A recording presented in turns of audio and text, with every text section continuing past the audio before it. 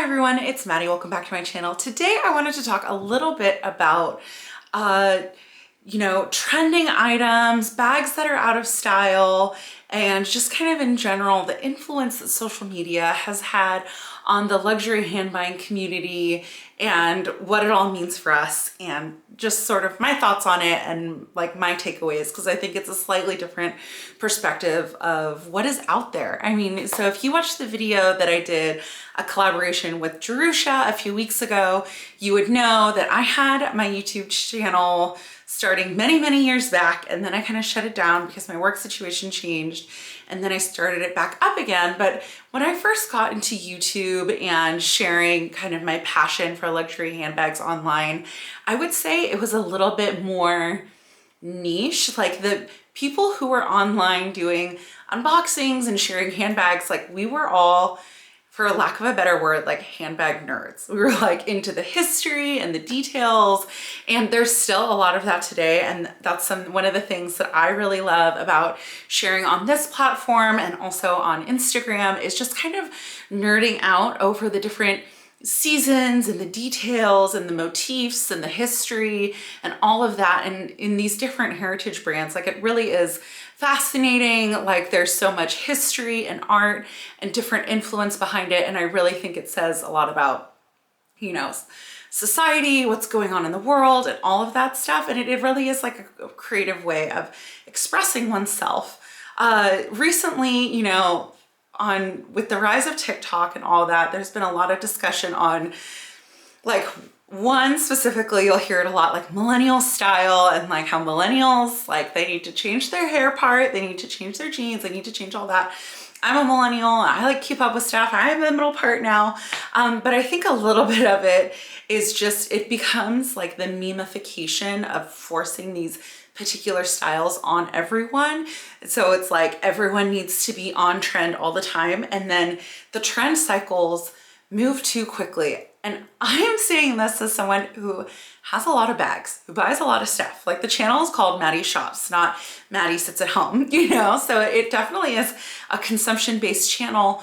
But still, even then, like the trend cycles move way too quickly for a bag that costs $10,000. So then you'll have people going on TikTok saying a bag that like this, that I bought this bag in, I want to say 2021, is totally out of style. People say the boy bag is not in fashion anymore. Shouldn't wear your boy bag, like something that's more in style. Maybe not the heart bag anymore because it's last season, but something like the wavy CC or something like that. And that is just not a philosophy that I subscribe to around here. I think that a lot of people talk about what's in, what's out as a form of creating like hype. It's basically like the new form of clickbait headlines. Like I have, like my mom reads the Huffington Post, and it's just like, that was like the OG clickbait headline, if you can recall when the Huffington Post was really big.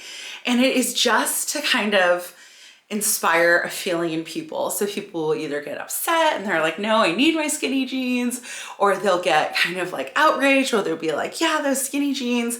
And I like really just serves to drive new hype cycles where people need to buy new, more different things and all that, or to make people feel bad. And I just don't really stand for either of those things. Like I said, I know I bought a lot of handbags on these channels, but these handbags I plan to keep for many years. And another example of this, a handbag that's considered out of style or out of vogue, is the Chanel Jumbo. And this bag was in for so long.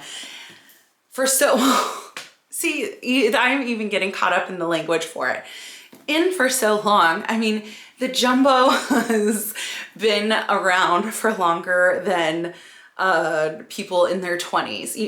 This bag like originally started as a double flap bag that Coco Chanel made with the chain, and then was later redone by Karl Lagerfeld, initiating the double CC turn lock clasp. Like this bag has been recreated and redone many times, but it is like a very identifiable, beautiful mainstay of the house that's had a lot of heritage. Now, me personally, I don't use my Jumbo a lot, but the recent discourse about how big bags are out and jumbos are out and no one wants and uses their jumbos anymore almost makes me feel like I want to start using her more, because I do not feel like this bag could ever really be out of style. Like, it's so classic. And I think like the definition, like in style or out of style, I probably think about it a little bit differently than most people. Like style is about finding your own unique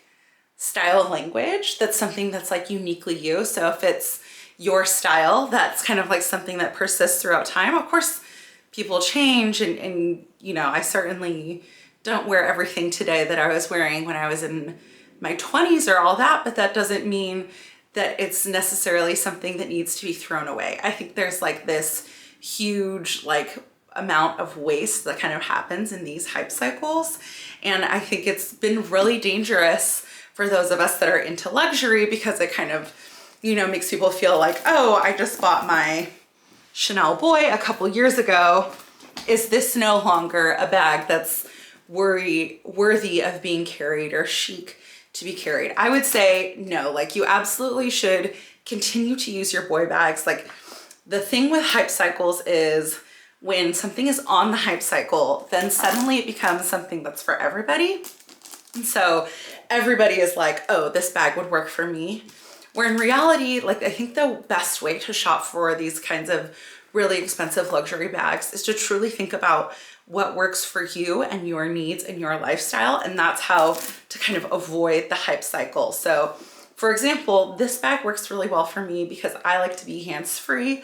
I love like a shoulder or a crossbody carry, and the Boy kind of does both. Also, this bag, the reason why I got it isn't because it's a boy bag. It's because of the color. I really fell in love with this particular color. It's very similar actually to the lavender color that recently came out for 24P, which actually kind of got me thinking of these hype cycles where I'm like, this bag couldn't possibly be out of style. One, because Chanel's still making it, and then two, they made it in basically the same color this year. And then three, it like looks amazing. Like, this bag still looks brand new, and it's not for lack of wearing it, although it's not my most worn bag. It kind of made me feel like, oh, I gotta pull it out more, but it's such a chic, cool look. And I think anywhere in the world except for like within the TikTok app, people would see you with this bag and they would think, that's a very cool bag. Here's somebody who really enjoys fashion and handbags and like has a bag in like a neutral but unusual color. Like, that's what I would think. I think that's very cool. So I think, yeah, the way to kind of avoid a lot of this discourse in like the rapid hype cycle is to really consider with each purchase, you know, does this truly work for me, or is this a part of some sort of style or hype cycle? Recently, it's kind of interesting with the rise of like the quiet luxury trend. Quiet luxury was trending and now it's loud luxury. The interesting thing is everyone who was like, oh, quiet luxury is out now. Like, you guys, like, these are very, very classic styles. For example, I pulled this tweed jacket that, I mean, it needs to be dry cleaned. Semi-quiet luxury, semi-not because of the CC buttons. But it's like, this is a jacket style. And I'm like looking at it, I'm like, gosh, I really do need to get dry clean your makeup right there. This is a jacket style that has been around for years and years and years. And just because like the hype may be kind of waning in the quiet luxury space doesn't mean that I won't still wear this, because this works really well for me. I think many people will still wear jackets like this. And I also like, it continues to have meaning in the design, meaning in the heritage, meaning in the kind of history of, you know, the brand language that Chanel tweed jacket, or really any tweed jacket, would have. So I think that that's one of the really exciting and interesting things about shopping luxury, and specifically Chanel. Like, you know, You guys know that I'm very into Chanel. And so kind of thinking about this more, I really want to make a point to bring out my jumbo more. I think like even with this outfit, it's actually like a really, like that's a really cool look. I'm wearing dark jeans today. So with this jumbo bag, which is kind of heavy, but it fits a lot and it works for my lifestyle. Like it fits really well on the shoulder. It's a very well designed bag. You know, like, of course, like the thought behind a double flap is really excellent. And as I'm prepared to go back to Paris for the first time in like over 10 years when I bought this bag, I've started to feel really nostalgic about it and started to think about like, you know, what kind of commemorative bag am I gonna get on my next trip? My life is so different than it was then, but then this is still very much like a iconic, beautiful, special piece. So anyway, yeah, I just wanted, I don't know if this video is kind of all over the place. I just wanted to share a little bit my own perspective, get a different narrative out there versus, you know, versus the whole like throw away your skinny jeans forever, kind of like warring what's in and what's not messages out there. I think lots of things can be in for you, you know, like if it's good for you, then it is good. Does that make sense? But if it's part of a hype cycle, maybe it's not for you and it's just the hype that's getting everyone up. So I really encourage you, you know, as you think about shopping for these really expensive pieces, building your collection, to kind of reflect on, you know, what do you reach for most? What speaks to you most? What are you excited about in the brand? And use that to kind of guide your purchasing decisions so that you have things that you like truly love and feel connected to for many, many years versus cycling things out in like kind of this constant stream of dissatisfaction. Like I'm trying to reach a place where I'm like really happy with everything that I have. And I'm getting really close. I bought that bag for 24p, the backpack, and I just knew right away it wasn't right. So I didn't even open it and I just returned it. And I was starting to think like, yeah, I really do. Like I might actually just have every bag that I need except for a Birkin. But anyways, I would love to continue the conversation and hear your thoughts down below with this kind of, I think like recent emergence of just like really, really short trend cycles and how you're kind of dealing or coping with it. Have you been caught up in it? Have you kind of been navigating it? But thank you so much for watching this video. I really appreciate it and I hope you're all having a good one. Okay, talk to you guys later. Bye.